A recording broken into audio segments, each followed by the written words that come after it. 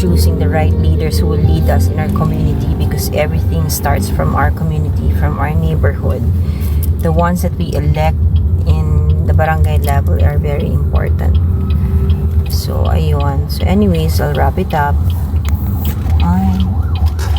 Alam niyo, meron akong ituturo pala sa inyo before I go. Every time nakakarinig ako ng ambulansya, kahit kilala ko man o hindi ang nasa loob nun, I always take a pause and then say a prayer for whoever is fighting for their chances of living, or kung ano man ang sakit na pinagdadaanan. So, I hope ma-imbibe niyo yung attitude na yun, na pag may narinig kayong ambulansya, pagdasal niyo kung sino nandun sa loob. Kasi hindi natin alam kung anong pinagdadaanan na health crisis ng taong yan. And a little prayer can save and can move mountains. Alam niyo kung kanino ko nakuha yung attitude na yan? Kay Tita Connie Reyes.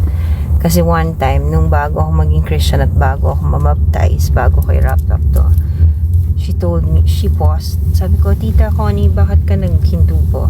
Pinagdadasal ko lang kung sino na sa ambulance.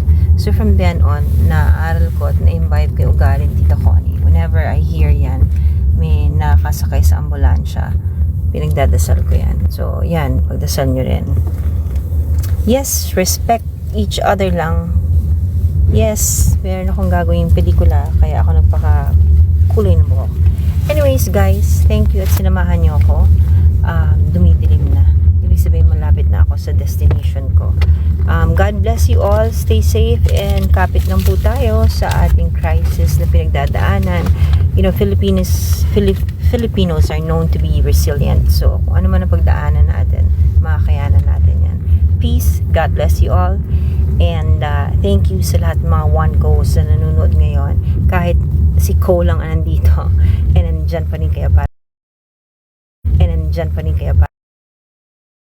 para panoodin ako. God bless you all and see you soon. Ingat po kayong lahat.